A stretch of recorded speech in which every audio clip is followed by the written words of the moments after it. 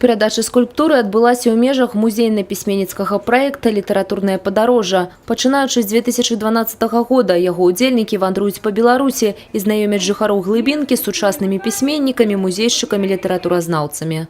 Мэта праекта знаёміць жыхароў на глыбінкі беларускай з новымі творамі, з пісьменнікамі, якія працуюць сёння. Карысна гэта падарожжа і маладым беларускім літаратарам. Тут на радзіме знакамітай ластаўкі Палеся. Яны знаёмяцца з тым, як жыла паэтка і чым натхнялася.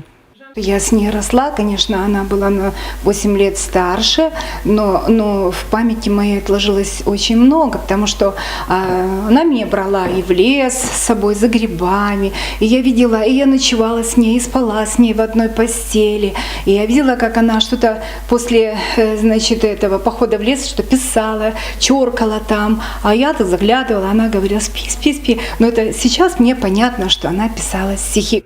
Часова скульптура установлена ў школьным калідоры. Хутчэй за ўсё, пастаяннае месца яна зойме ў музеі Яўгеніі Янішчыц.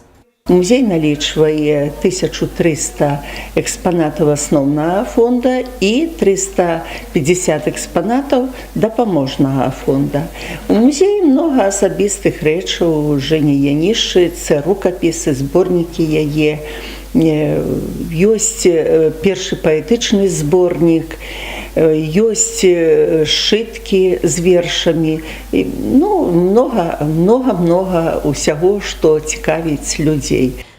Ужо паўстагоддзя гарыць на літаратурным небасхіле зорка Яўгеніі Янішчыц. Цягам часу яе святло не цьмянее, а толькі больш разгараецца ад любові тых, каму надае яна крылы для палёту. Марыя Кобіца, Ліса Грыгарчук, Кацярына Страха, тэлерадыёкампанія «Брэст».